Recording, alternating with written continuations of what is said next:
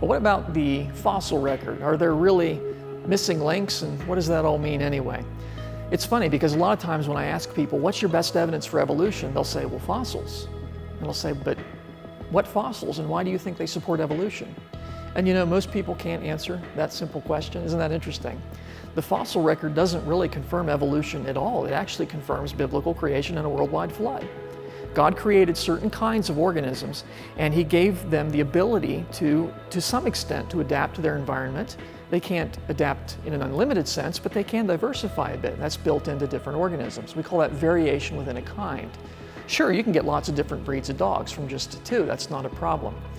And furthermore, the Bible teaches there was a worldwide flood which killed lots of organisms, at least those that dwelled on land, and buried them in sediment. That's why we find fossils all over the earth.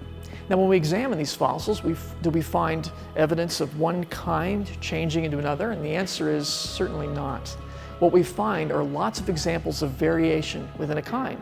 Of course, some kinds have gone extinct, like the dinosaurs and so on, but we don't find one basic category of animal, say a reptile, transforming into another type of animal, like a bird, for example. Now, there are always a handful of disputed specimens, and you know, the evolutionists will bring up, well, what about Archaeopteryx? And then you find out a few years later, well, that's actually 100% bird. It's not a transitional form at all.